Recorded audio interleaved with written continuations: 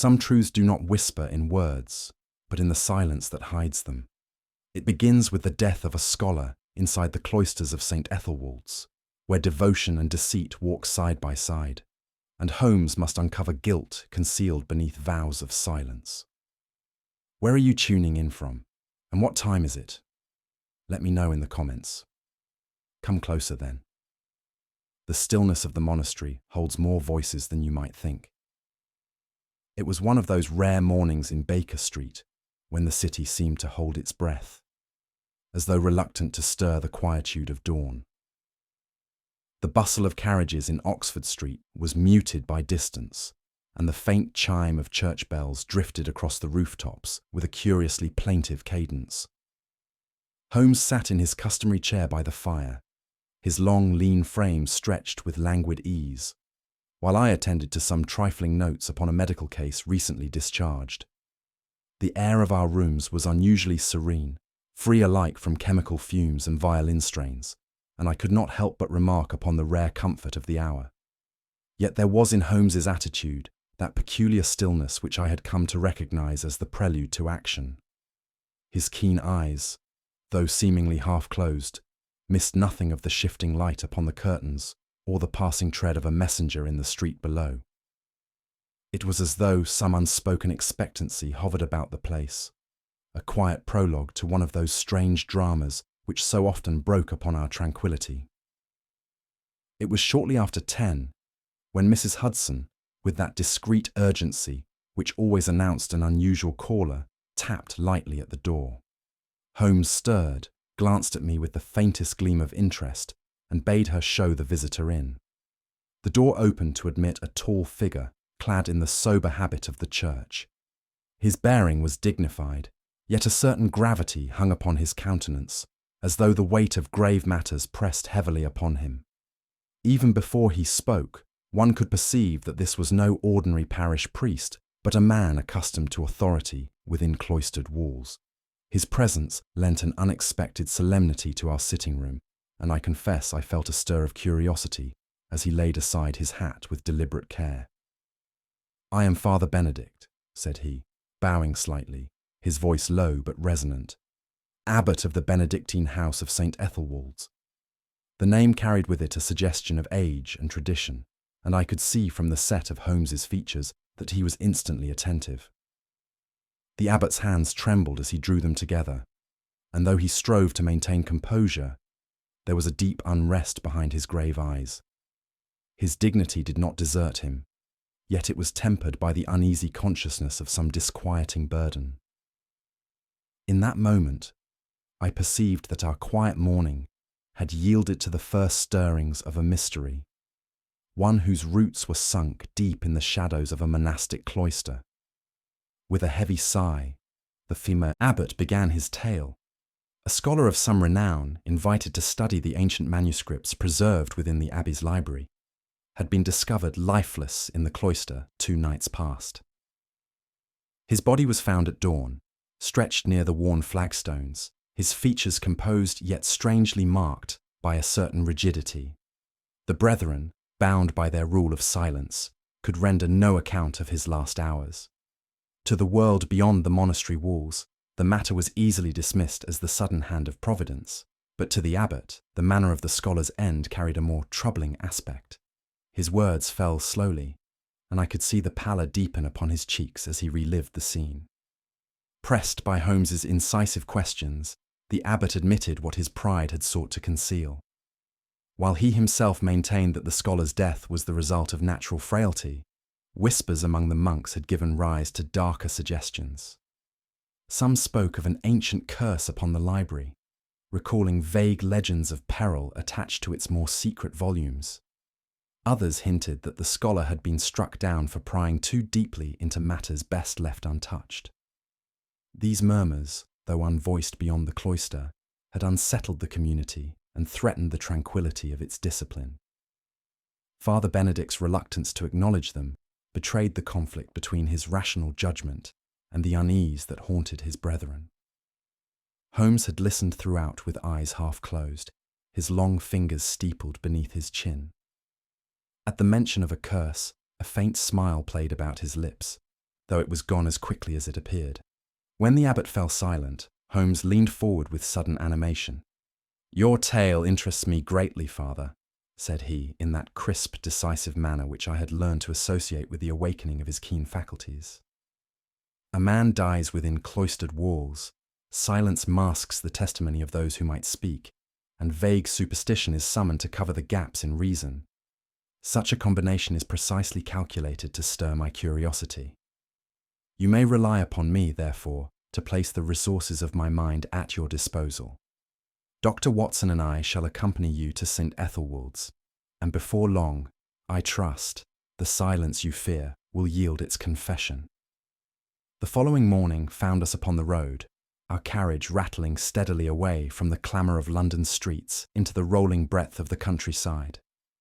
At first, the air retained that restless quality which clings to the outskirts of the city, filled with market carts and labourers. But by degrees the life of the capital fell behind us, replaced by open fields where the hedgerows grew dense and the trees swayed heavily against the pale September sky. I confess that as mile succeeded mile, I felt the stillness deepen about us, as though the very atmosphere grew reluctant to speak.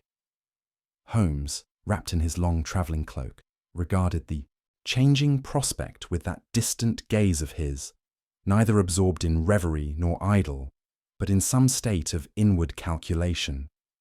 For myself, the steady retreat from London's familiar tumult into an ever more subdued landscape gave rise to a curious anticipation, as though we journeyed not merely through space, but into a realm where silence itself held sway.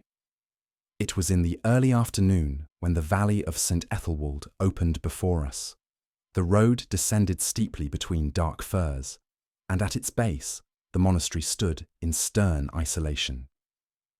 Grey stone walls, weather-beaten by centuries of wind and rain, enclosed a cluster of low buildings about a square tower, from which the bell gave out a hollow note that lingered in the air long after the sound itself had ceased. No smoke rose from the chimneys. No figure stirred upon the battlements. The entire fabric seemed steeped in a gravity which pressed upon the spirits like the weight of a tomb.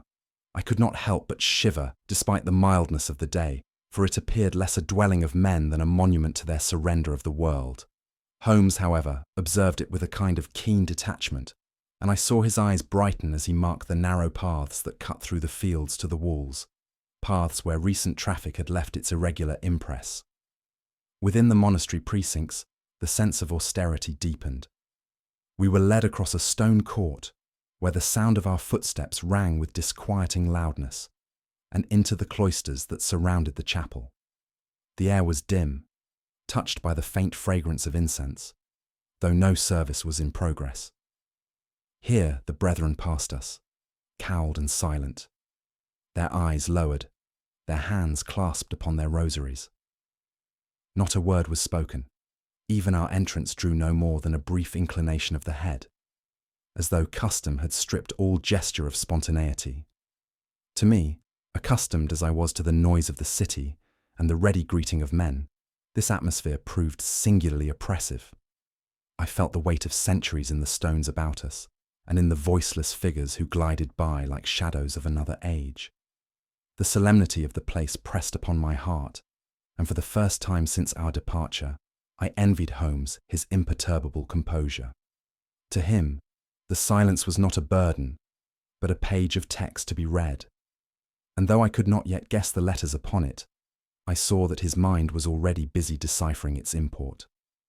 Holmes, for his part, exhibited none of the oppression which had weighed so heavily upon my spirits. His keen gaze moved from arch to pavement with an alertness which, though outwardly serene, missed no detail. I saw him pause more than once in the long cloister to stoop and examine the stone floor, upon which certain faint but discernible marks had been left. Where my eyes perceived only the even grey of polished slabs, his had detected the smudge of earth upon one corner, as though a foot, hastily cleaned, had betrayed its passing. A little farther on he halted again, his hand lifted towards a wall niche, where the blackened wick of a lamp still carried the scent of recent extinguishment. That lamp, I learned from the abbot who guided us, should long since have been darkened, yet it had plainly burned past the appointed hour. Holmes made no comment then, but the gleam in his eye and the peculiar compression of his lips told me that these trifles were already arranged in his mental ledger, each accorded its place and weight. He appeared, in that moment, more at ease in the monastery than any of its inhabitants, for silence, discipline, and secrecy were to him but another dialect of the language he spoke so fluently, observation. Yet even my less trained eye could not fail to notice that all was not harmony among the brethren. As we passed along a narrow gallery, I caught the fleeting glance of one monk towards another, swift and sharp as a dart, answered by an expression of sudden gravity. At first I thought myself fanciful, attributing significance to what was mere chance, but a little later I perceived the same man glance again, this time with something of fear, before lowering his head. Another, when we approached, shifted uneasily, his fingers clenching about the beads he held, his lips moving in silent repetition of a prayer whose urgency seemed less pious than anxious. These were not the tranquil faces of men wholly resigned to their vows, but rather of spirits disturbed by some unseen weight. The hush that should have borne serenity instead carried the uneasy quality of secrets badly kept. I could not shake the impression that every glance and gesture, however suppressed, told of some common dread that bound them together more strongly than their rule of silence. When at length we were alone, Holmes turned to me with a faint smile that betrayed the sharpening of his thoughts. "You perceive, Watson," said he, "how even the strictest cloister cannot banish those frailties which cling to humanity like a shadow. You noted, I trust, the uneasiness in their eyes, the hurried suppression of their gestures. A vow may still the tongue, but it cannot school the glance nor discipline the involuntary motion. There lies our advantage." I admitted that I had felt the disquiet keenly, though I lacked his precision in tracing its cause. "Precisely," Holmes continued. "Their devotion is not in question, but devotion may exist alongside fear, envy, or guilt. Behind the most solemn ritual one may find the same motives which stir men in the marketplace or the courts of law. It is our task to discern those traces of weakness where others see only piety. And I assure you, my dear fellow, that weakness is written boldly here, if only one has the patience to read it." His words, spoken in the half-light of the cloister, struck me with a chill. For the first time I understood that within those silent walls we were not merely among monks, but among men, subject to the same passions, the same sins, as those outside. Inspector Lestrade arrived at the monastery with his customary air of brisk authority, his boots striking the stone floor of the cloister with a firmness that seemed almost irreverent in that hushed place. He greeted Holmes with a curt nod, his confidence evident even before he had surveyed the circumstances. "A case, my dear Holmes, that scarcely merits your attention," said he. "The poor fellow died of natural causes, there can be no doubt of it. A weak heart, a sudden fainting fit, and all is explained." Holmes received this pronouncement with the faintest smile, which flickered across his thin lips and vanished, leaving his features composed, but his eyes bright with suppressed amusement. I had seen him in such moods before, when official certainty ran counter to the subtle suggestions of truth which he alone discerned. Lestrade, however, appeared wholly satisfied, and I could not but admire the man's confidence, misplaced though it so often proved to be. We were then conducted into the chapel, where the body of the unfortunate scholar lay near the altar. The great space was dimly lit, shafts of light falling through narrow windows to mingle with the yellow glow of candles. The stillness of the place was broken only by the faint rustle of monks in the distance, their figures ghostly in their cowls. Upon the worn flagstones lay the body, composed and dignified, the features calm in death, as though the man had sunk peacefully into eternal slumber. Yet there was to my eyes some indefinable rigidity in the set of his limbs, something that spoke of an end less tranquil than it seemed. The shadows played strangely across his pale brow, and I could not repress a shiver as I knelt beside him. The solemnity of the scene impressed itself upon me deeply, for in that holy place the presence of death carried a peculiar weight. Holmes, having bent over the body, called my attention to a detail which had escaped my notice. "Observe, Watson," he murmured, "these faint marks upon the neck. They are slight, but their significance is considerable." I leaned closer and, under his direction, discerned the faintest bruising, delicate yet undeniable, upon the skin just beneath the jaw. To the untrained eye it might have passed unnoticed, yet in Holmes's view it was the very signature of violence. "This is not the work of failing organs," he whispered, with a gleam in his eye. "These are the tokens of human agency. Our scholar has not merely died, he has been silenced." The words struck me with force, for they transformed the still figure before us from one who had yielded to nature into one who had fallen victim to design. As Holmes examined the hands of the deceased, his fingers paused upon a curious object clutched within the scholar's stiffened grasp. With some care he loosened it and held it up for us to see, a fragment of ancient vellum torn raggedly from some larger manuscript. Upon it were traced in faded Latin letters words which Holmes, translating rapidly, rendered as treachery concealed. The phrase struck me as ominous, and the abbot, who stood near, paled as his eyes fell upon it. That it belonged to the manuscript upon which the scholar had been engaged, there could be no question. And its presence in his hand at the hour of death was a circumstance that could not be lightly dismissed. Holmes turned then to Lestrade. "You will recall, Inspector, that the gentleman's work concerned a chronicle of the 14th century, a record said to contain secrets perilous to the memory of princes. Such a manuscript has vanished from the library, has it not, Father Benedict?" The abbot inclined his head gravely, confirming Holmes's surmise. "Yes," he admitted. "The volume is missing from its accustomed place, and none can account for its absence." Holmes's eyes gleamed. "We have, then, a scholar dead, a manuscript missing, and a fragment in his grasp hinting at betrayal. It is a conjunction that speaks not of accident, but of motive." I watched as Holmes stood once more over the body, surveying its posture with the cool precision of a surgeon. "Mark the position of the limbs," said he. "They have been arranged, carefully and deliberately, to convey the appearance of a sudden collapse. Yet the angle is unnatural, the fall too composed. It is artifice, Watson, artifice, a scene contrived to disguise a darker truth." I confess that a chill ran through me as he spoke, for the notion that someone within those sacred walls had so calculatedly staged the semblance of natural death was profoundly disquieting. Lestrade, though visibly perturbed, seized upon what he conceived to be a promising direction.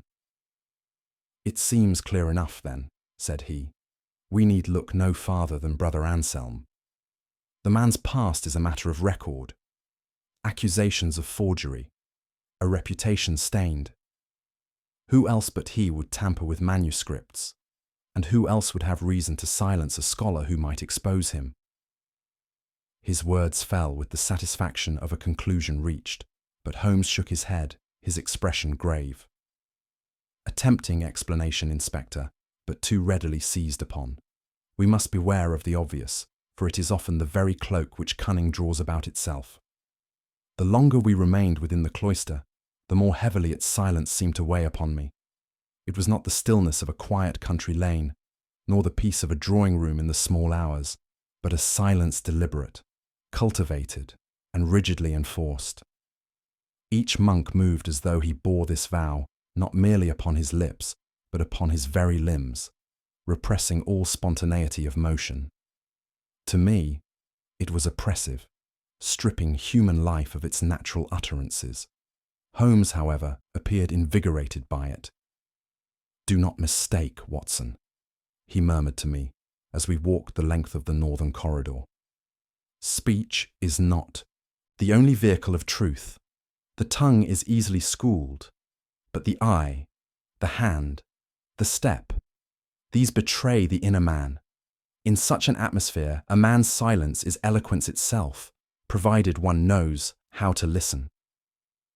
His gaze passed lightly over the brethren who moved about us, and I marvelled that while I perceived only cowled figures in orderly procession, he discerned 100 subtle notes, each as legible to him as the printed page. Later that evening, as we passed near the cells of the brethren, Holmes directed my attention to a trifling matter which he had marked with care. "Observe, Watson," he whispered, "the traces of soot about that lamp. It burned until late into the night, beyond Compline, when all lights should be extinguished." I looked and indeed saw the blackened rim upon the lamp's glass. "A breach of discipline, no doubt," I suggested, though uncertain of its import. "A breach, certainly," Holmes replied, his voice low but keen, "but no trifling one. Rules so strictly enforced are not lightly broken. A lamp burning at such an hour speaks not of piety but of purpose. It is not devotion that prompts secrecy, but design." I felt again that chill of unease which often crept over me when I perceived how swiftly his mind passed from the smallest sign to the gravest implication. To Holmes, there were no inconsequential details. Each was a thread, and his task was to weave them into the pattern of hidden truth. Not long after, Holmes's attention was drawn to the robe of a monk who passed us in the cloister. With the deftness of a conjurer, he indicated, without the subject's awareness, several flecks of hardened wax upon the woolen folds. "You perceive it, Watson?" he asked, his tone faintly reproachful at my hesitation. At last, I noted the pale specks clinging stubbornly to the cloth, their presence inconsistent with the monk's supposed occupations. "Candle wax," said Holmes. "One does not carry such stains save by lingering long over a taper when others sleep. And see, the position of the flecks betrays the angle of bending." He leaned closely, reading perhaps by a light he dared not admit. The thought that beneath these austere habits, men might be guilty of stealthy transgressions, filled me with mingled unease and curiosity. Holmes, however, betrayed no surprise. "It is ever thus," he remarked, his lips tightening. "Beneath cloisters and commandments, the same passions stir that trouble the world without. The trick lies in discerning which weakness has flowered into crime." I could not but marvel at the facility with which Holmes drew inferences from the smallest detail, while I, though observing with equal diligence, remained in darkness. It seemed to me little short of wizardry that he could translate silence into speech and trifles into revelations. Where I saw only cowled figures gliding through cloisters, he discerned guilt, fear, or resolve in the flicker of an eyelid, or the suppression of a gesture. His eyes read the language of silence as though it were a script penned for his benefit alone. I felt humbled in his presence, conscious of my own limitations, yet also privileged to witness such a mind at work. The contrast between my bafflement and his clarity only heightened the strange atmosphere of the monastery, where each moment carried with it the suspicion of secrets barely hidden from view. That evening, as we sat in the abbot's chamber, with the lamp throwing its steady glow upon the table, Holmes drew forth the fragment of vellum which had been clutched in the scholar's lifeless hand. He smoothed it carefully, his long fingers lingering over the faded Latin characters. With a quiet concentration, he read aloud the words, "Perfidia tectum," which he translated, for my benefit, as treachery concealed. The phrase fell with peculiar weight upon the silence of the room, and I confess it made my blood run cold. The abbot, seated opposite, lowered his head as though struck by an unseen blow. Holmes's eyes narrowed. "It is no mere phrase of piety," said he softly, "but a warning, or perhaps a note left by one who foresaw his peril. A clue of this kind, torn hastily from a manuscript, speaks volumes of the mind that grasped at it in extremity." He laid the fragment down with reverence, as though it were itself a silent witness. Holmes then leaned back, his gaze travelling from the vellum to the darkened corners of the room. "Consider, Watson," said he, "the threads that now lie before us. A lamp burned at unlawful hours. Wax stains betray clandestine reading. The fragment of vellum, clasped in death, whispers of betrayal. Each by itself is a trifle, but in union they form the outline of a design. Someone here feared exposure, someone sought to cloak his guilt beneath silence, and in that effort, silence became his accomplice. The stillness of these cloisters conceals not serenity, but deliberate deceit. He spoke without triumph, rather with the grave certainty of one who sees a shadow forming before others are aware of the light. For myself, I felt both awe and apprehension, realizing that the case into which we had stepped was no accident of circumstance, but a dark web of motive, deception, and, most disquieting of all, betrayal within sacred walls. Brother Anselm was a man of tall frame, yet I was struck, as he stood before us in the cloister, by the tremor which seized his hands and the nervous twitch of his lips. His cowl did little to conceal the pallor of his face, and his eyes, when they met mine for the briefest instant, seemed weighted by a fear that silence alone could not conceal. The vow, which had sealed the lips of his brethren, appeared to weigh doubly upon him, for it was not discipline, but conscience that compelled his muteness. I watched him ring his rosary between restless fingers, the beads clicking faintly in his agitation. It seemed to me then that guilt and terror had taken up residence in the man, gnawing at him more cruelly than solitude or penance.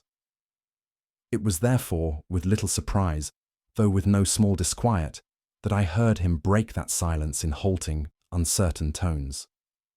His voice was low at first, as though he addressed not us but some inner accuser, but soon the words came forth with a kind of desperate resolve. "It was I," he whispered, "I who ended the life of the scholar." He sought to reveal what I had striven so long to bury, my shameful past, the forgeries of years gone by. I could not suffer it to come to light. Better one life ended than the ruin of many souls through scandal.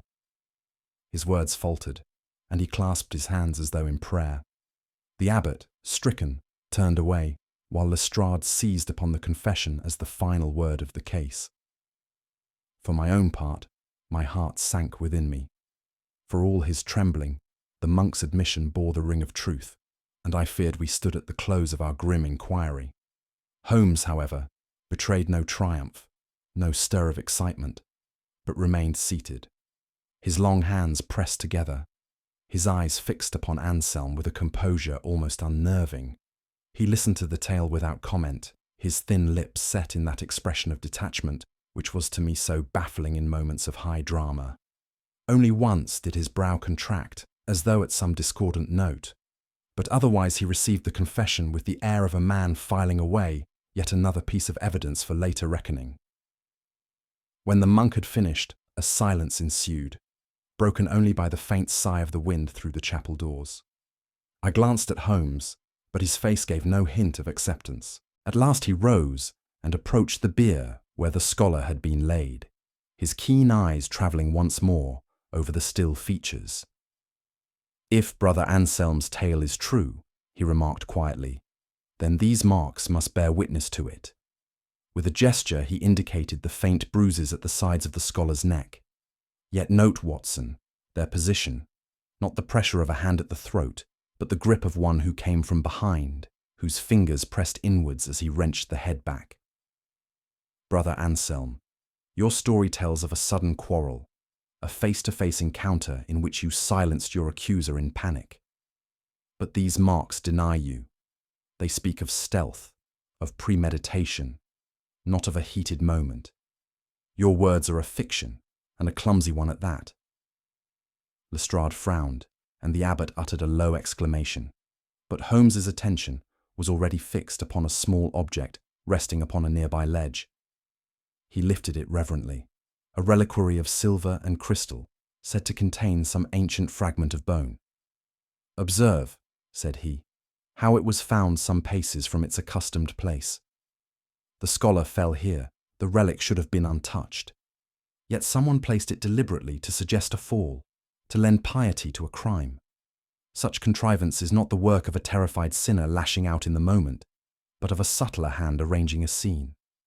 The abbot covered his face in his hands, while Anselm's own tremors grew more violent.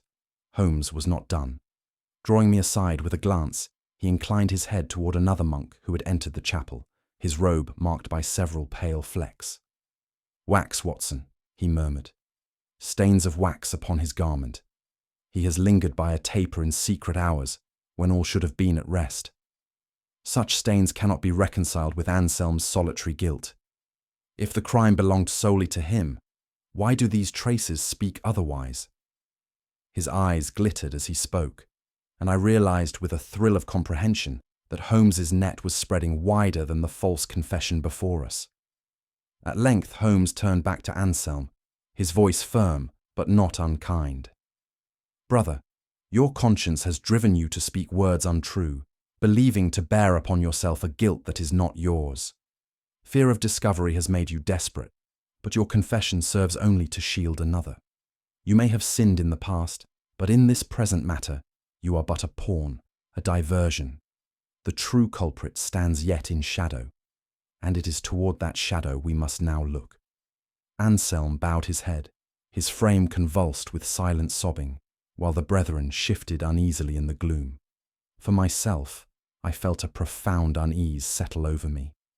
The case, which had seemed in that instant resolved, was now darker still, for Holmes's words had torn away the false veil of certainty, leaving only deeper mystery beneath. Brother Matthew had from the first impressed me as the gentlest of the brethren. His step was noiseless, his hands folded meekly, his eyes downcast in a manner that bespoke humility rather than guile. In him, I thought, resided the true spirit of the cloister, a man wholly absorbed in prayer and discipline, far removed from the passions of the world.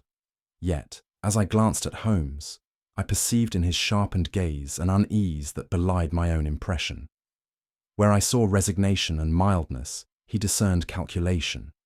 There was in Holmes's scrutiny of the monk a peculiar intensity, as though the very softness of manner had awakened in him the suspicion of artifice. I marvelled at the contrast, for once again my instincts, rooted in sympathy, diverged utterly from his, which were guided by a colder, clearer light. It was later, in the abbot's study, that Holmes requested the fragment of vellum once more. He laid it upon the table beside the reliquary and drew from his pocket the small notebook in which he had recorded observations of the wax stains. "Consider, Watson," said he, "the chain which begins with this torn scrap.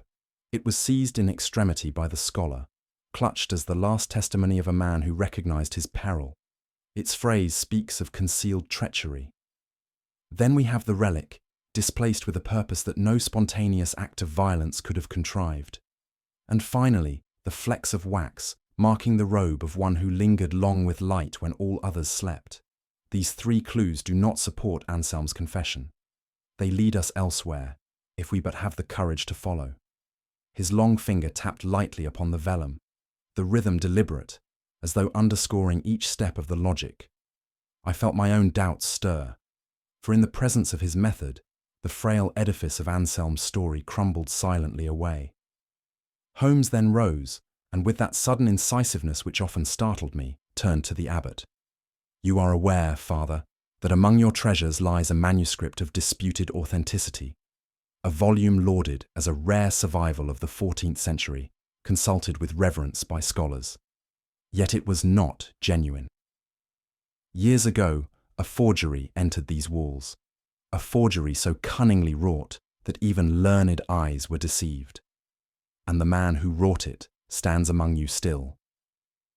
The abbot started, his lips parting as if in protest, but Holmes's hand was raised to forestall him, his gaze fixed upon Brother Matthew, who paled visibly beneath the cowl. "Yes," Holmes continued, "the meekness which shields you has been your greatest defence. But it was you who fashioned that manuscript, and it was you who feared the scholar's scrutiny, for he had begun to suspect the truth. Exposure would have brought ruin not only upon yourself, but upon this house. And thus, envy, guilt, and desperation armed your hand where piety should have stayed it. I confess the words struck me with astonishment. That quiet figure, whom I had regarded as the least capable of sin, was suddenly revealed by Holmes as its very architect. The revelation unsettled me profoundly, for it demonstrated once more the peril of judging by outward appearance, a lesson I had been taught often, but never fully learned. Holmes's words fell with the weight of finality, yet he did not rest there. With a measured gesture he indicated the fragment of vellum once more. "It is evident," said he, "that our unfortunate antiquarian was not the credulous admirer that Brother Matthew had hoped to deceive. His was a mind sharpened by long study, sensitive to the slightest inconsistency in script or parchment. In that disputed manuscript, he had discerned signs of falsehood, too subtle for the common eye, an ink of later make, a phrase unknown to the age it claimed to represent. The fragment clutched in his hand was no accident. It was torn in haste, the one line that proclaimed, 'Treachery concealed.' He meant it, perhaps, as the last signal of his discovery, the dying witness of the fraud he was about to reveal." I watched Brother Matthew's face pale further at these words, though he strove to maintain composure beneath his cowl. It seemed to me that every syllable Holmes uttered struck home with inexorable force, leaving the man stripped of his carefully woven disguise of meekness. Holmes, pacing now with a quiet energy, continued, "Consider the effect upon a man such as Matthew. To live among his brethren with the air of humility, yet secretly to enjoy the triumph of having deceived scholars and priests alike. It was pride as much as fear which governed him. The arrival of one whose learning and discernment surpassed his own was gall to him. He watched, day by day, as the antiquarian drew closer to unmasking the deception. Envy gnawed at him first, but envy ripened into dread. Exposure meant not only shame, but ruin. Ruin of reputation, ruin of the house that had unwittingly harboured a forgery, and ruin of his own fragile standing. In that desperation he saw but one course. Murder, cold and deliberate, became in his eyes the lesser peril. Holmes spoke without heat, his voice as calm as if he recited a chain of numbers. Yet to me the moral horror of his words was heightened by their very restraint. He paused, and in the hush of the cloister his voice dropped to a grave cadence. And what better accomplice than silence itself? The vow which binds these men, intended as a shield for contemplation, became instead the cloak beneath which guilt could pass unseen. No tongue would rise to speak of lights burning late, of movements after compline, of wax stains upon a robe. Silence is a discipline, but here it was perverted into conspiracy. Brother Matthew's crime thrived upon the very stillness which should have proclaimed innocence. His words hung in the air like tolling bells, heavy with meaning. I confess I had never before considered how virtue might be so inverted, becoming a refuge for deceit as well as for devotion. For myself, the revelation struck with singular force. I had admired Matthew's meek deportment, had almost envied the apparent calm that clung to him as a garment of peace. Yet beneath that guise lurked a heart corroded by envy and fear, a hand driven to violence by the very passion he professed to have forsaken. I felt a chill at the thought, realizing how often innocence of manner masks corruption of spirit. Holmes's deductions, though precise and pitiless, revealed a truth deeply unsettling, that even within cloistered walls, where prayer rises and silence reigns, human weakness creeps in, stealthy and unrelenting. I could not help but reflect, with no little unease, that the passions which destroy men in the world beyond do not vanish at the cloister gate, but follow them like shadows, waiting their hour to reassert their dominion. The chapter house of St. Ethelwald's was a sombre, cavernous chamber, its vaulted roof rising above our heads like the ribs of some ancient sepulchre. A long stone bench circled the walls, upon which the brethren now sat, their faces pale and strained in the dim light that filtered through narrow windows. The abbot, grave and weary, presided in silence. A hush lay upon the gathering, broken only by the faint creak of wood as a brother shifted uneasily, or the echo of our footsteps upon the flagstones. The atmosphere was charged with apprehension, for all present knew that the purpose of this assembly was not ritual, but reckoning. I confess my own heart was stirred with dread, for there was in the stillness a sense of judgment imminent, of a veil about to be torn aside. Holmes, who had remained seated near the centre of the chamber, rose with unhurried grace. His figure, tall and spare, seemed curiously at home, even in that place consecrated to another discipline. He made no grand gesture, nor did his voice rise in passion, but the calm precision of his manner compelled attention. "Brethren," said he, "we are here to consider, not the mysteries of faith, but of fact. One amongst you has broken the law of man and God alike, and though silence has shielded him, silence must now yield to truth. Attend therefore not to me, but to the evidence which speaks with a voice more eloquent than mine." There was a rustle among the cowls, but all eyes were fixed upon him. With deliberate movement, Holmes drew nearer to Brother Matthew. "This robe," he said, "is marked by stains which none but the guilty would bear. Candle wax, pale flecks hardened into the fabric, placed where they could only have fallen from a taper held in secret vigil. You burned light long after the bells of Compline had sounded. And why? To pore over that manuscript whose authenticity you had reason to fear. It was no prayer that kept you wakeful, brother, but anxiety and guilt." Matthew's hands twitched, his head lowered still further, but Holmes's gaze did not waver. I could see the truth pressing upon the man, for each word struck with the force of irrefutable fact. Holmes turned then to the bier which had been brought into the chamber for demonstration. "Behold also the marks upon the victim's neck. They are faint, yet distinct. No man falls thus by the hand of nature. These are the bruises of strangulation, the pressure of fingers from behind, closing upon the throat. The victim could not defend himself, for he was taken unawares. Does this resemble the sudden collapse which Brother Anselm so rashly claimed as his guilt? No, it is the mark of a deliberate and silent killing, contrived to mimic accident, but betrayed by the body itself." A murmur ran along the benches, stifled at once as the abbot raised his hand. I felt the chill of those words settle over me, for in them was the certainty of murder, calculated and cruel. Holmes's hand moved then to his satchel, from which he drew a volume bound in worn leather. He laid it upon the stone table with quiet emphasis. "And here, gentlemen, is your missing manuscript. It was concealed in haste, thrust beneath the straw of Brother Matthew's cell. The concealment alone would damn him, but the pages themselves condemn him further. For here is no true relic of your house, but a forgery, a work of cunning craft, fashioned to deceive the learned, and threatened now with exposure by the scholar whose life has been taken." He opened it to the torn edge, where the vellum fragment had been wrenched away. Here is its missing leaf, torn in desperation and clutched as the last testimony of the dying man. At these words, Brother Matthew uttered a sound between a sob and a groan. His shoulders shook, and the facade of meekness which had cloaked him crumbled at last.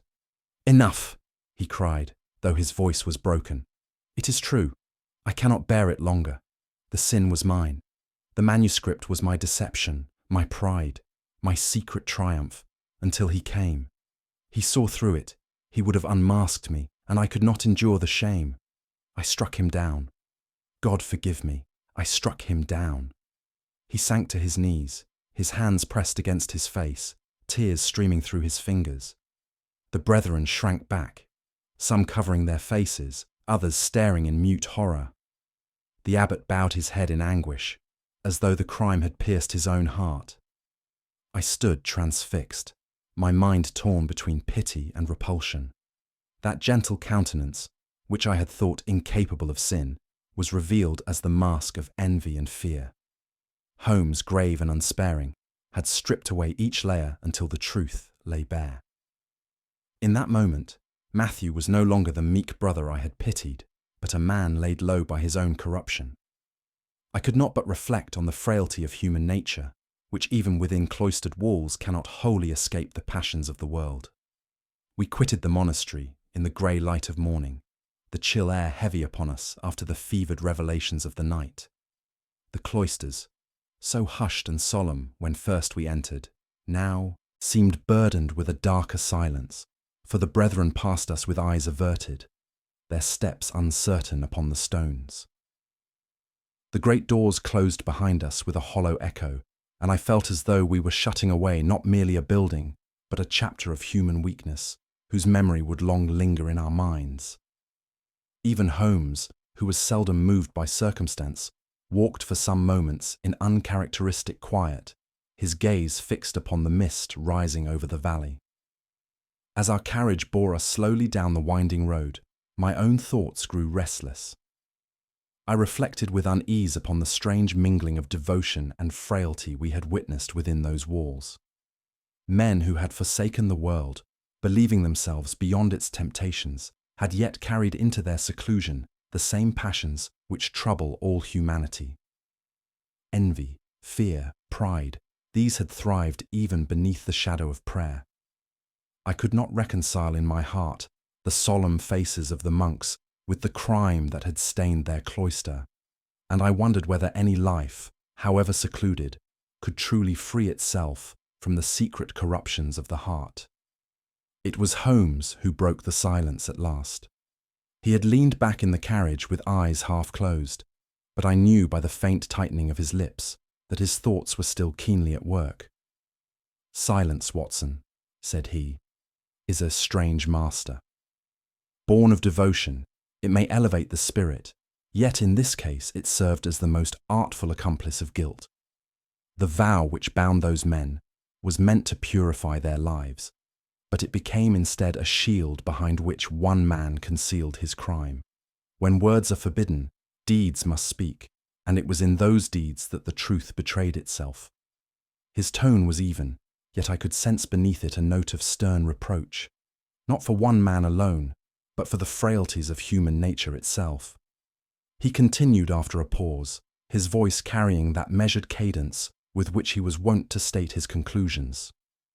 "You perceive, my dear fellow, how justice often treads a path apart from law, and how morality may diverge from both. In London, the case would have been tried in a court, its sentence fixed by statute.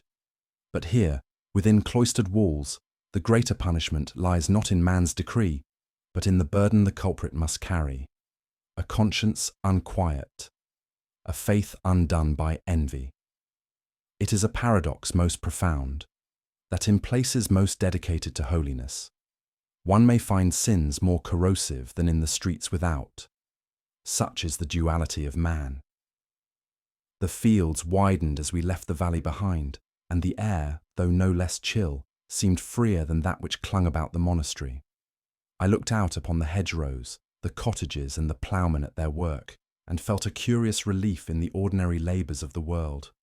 London, with its restless press of life, its clamour of wheels and voices, awaited us beyond the miles, and I confess that never had I welcomed its noise more gladly.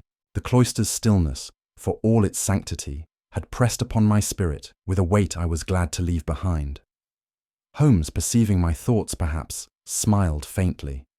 "You see, Watson," he said, "that guilt is never so secure as it believes itself to be. Silence, ritual, even devotion, none can wholly mask the truth. Human weakness has a way of proclaiming itself, whether in the tremor of a hand, the misplacement of a relic, or the stain of wax upon a robe.